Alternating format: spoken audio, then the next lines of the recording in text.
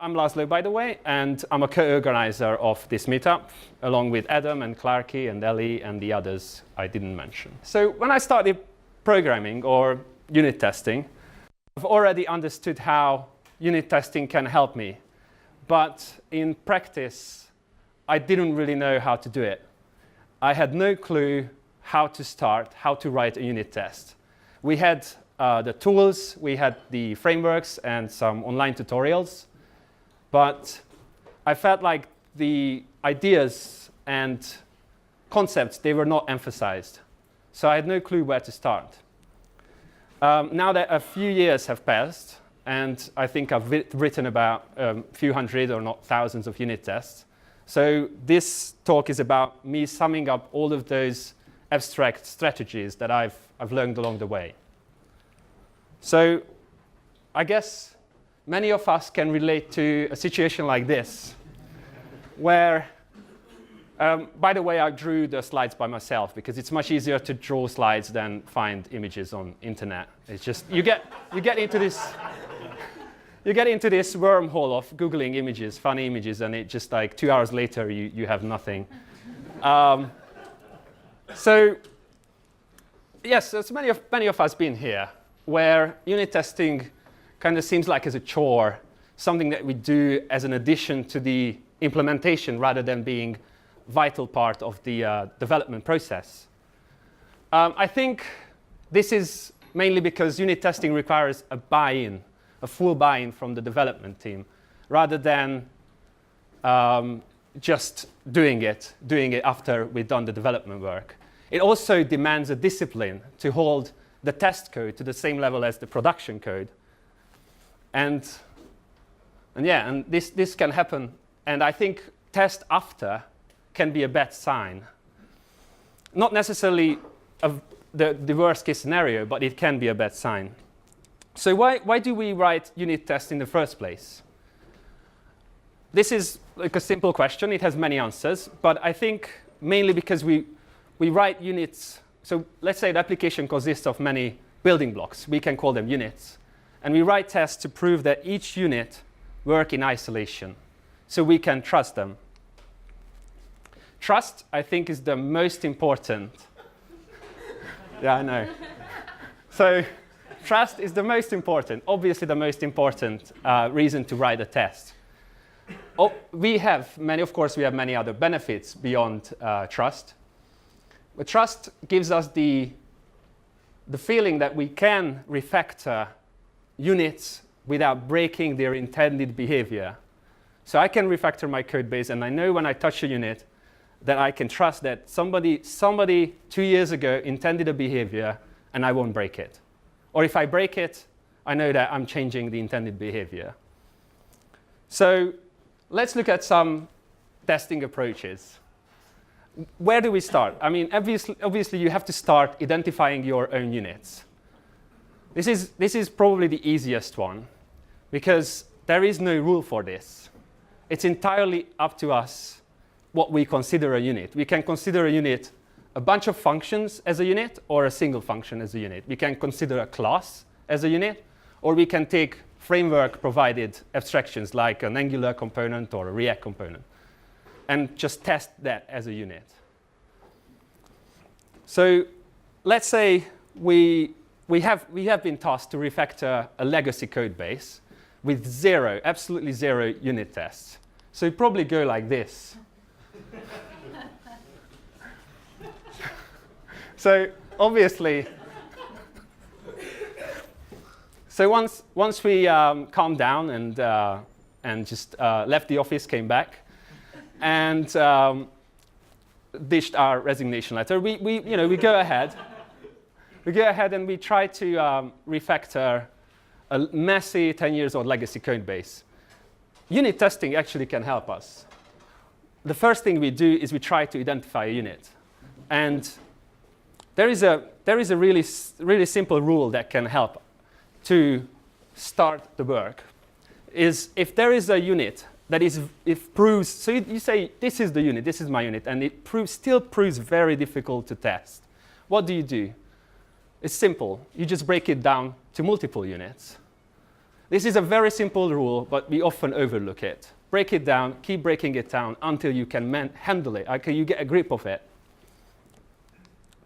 So what unit testing aligns with, I think, is a few parts of the UNIX philosophy, which was UNIX philosophy is rather aged now, and it still holds up. And it goes, write programs that do one thing and do it well. Also, it goes, write programs that work together, which we'll detail a bit later. And it also goes, write programs to handle text streams, because that is the universal interface. Obviously, the last one is the Unix-specific one, so we only focus on the first two. I think I'm so fond of these philosophies that I think this should be the mantra of most of the software engineers. And just rehearsed in the morning, just like religiously as stand up. Okay, so let's move on. Another thing that I've learned, and also we were discussing the same thing in the pub, that it's important to try to test the behavior rather than the implementation itself. When trying to test an implementation detail, we can run into problems, but we can't always avoid. So units, the first approach you need to take in unit testing, you try to test it as a black box. And the second approach is to move on, and if it's not a black box, then see what it is. So the reason it's difficult to just test the behavior is because units interact. So most of the units in a real life application, most units of the application are designed to work with each other. They collaborate. So just to say, just test the behavior is not always that easy. You have to look inside and then see what the unit is for. So when testing a unit that was designed to use another unit, another dependency, then we need to make sure that it's using the dependency correctly. And that's where the process of stubbing and spying comes in the picture. And I think that's the most debated and probably the weakest point of unit testing. So let's quickly move on to something that is much more easier to test and trivial. When the component under test has, let's say, branching if-else statements, switch statements, and so on, it's important to cover all the cases. It's easy to say, but what if a unit has many variable results? Too many to be able to test. This is, again, an example for just breaking down the component and making sure that the component is not too complex and not too many variable results to test. Same for data. Traveling the paths is important, and following your data. I think one of the things we web developers do is we just massage data in and out from different components. And we need to make sure that the unit tests follow that data, so we don't lose the actual output. OK, so that was just the first part of the talk. And I have some code examples. I think we covered enough. And let me show you what I mean about following data, following the paths, and spying, and stubbing, and so on. So what I've done, I've created commits of the steps I'm going to take, because there's no way I'm going to code it live. Sorry. So what I'm using is just a simple module that I wrote, and I just need to type next, and it will give you my next commit. So I'm using really simple examples, and I'm going to really just be quick with this, because there are two other speakers to talk. So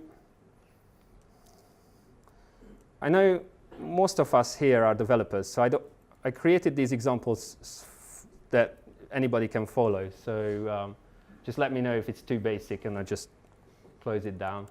So this is a unit called getUsers, and all it does, it gets users from the API.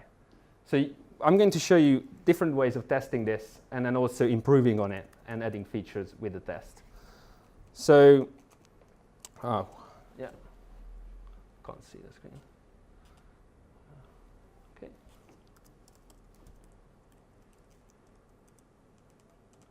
new test.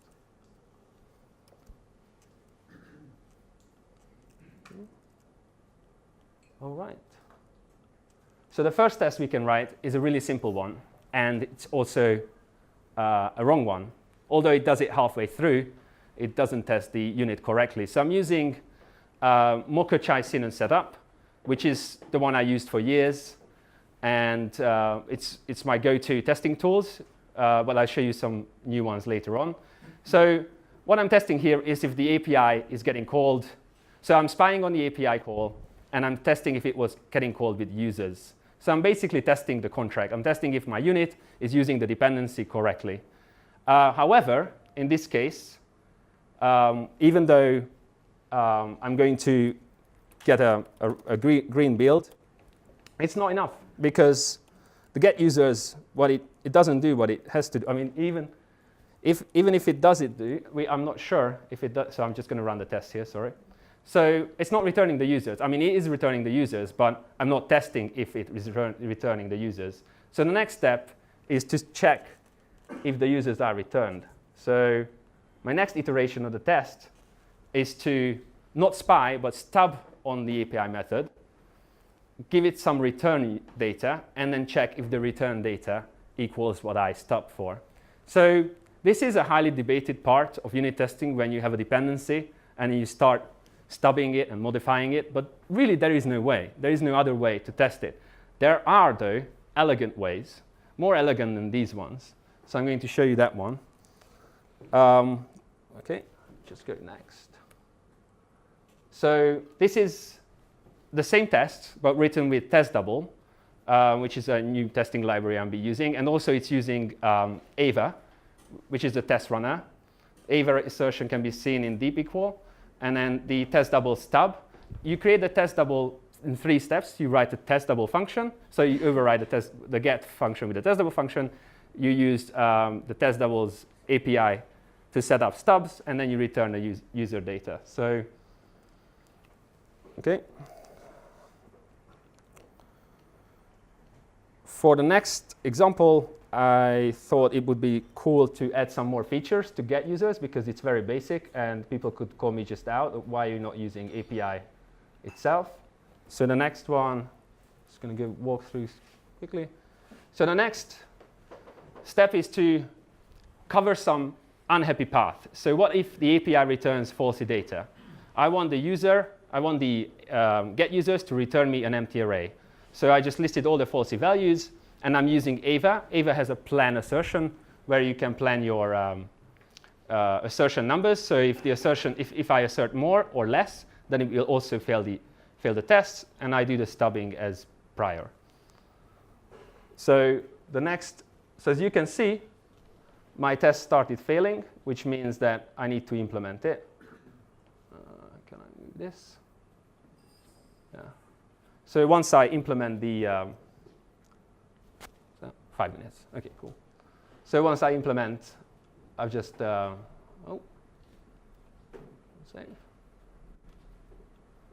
So I've implemented a really simple function. So now I've got a passing test.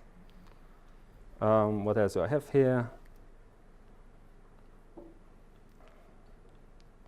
Okay, so the last test I've written here is the check.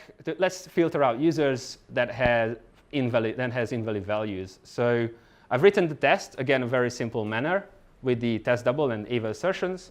I have a failing test, and then I can just go and implement it in the first place. So here's the code. It doesn't filter users. Here's the next iteration. It does filter users. So what I've wrote here is a for loop implementation. I've got a passing test, but I'm not happy with the for loop because I like functional programming, so I'm going to reduce that to a filter, and then I still have a passing test. And that's the end of my talk. Thanks so much.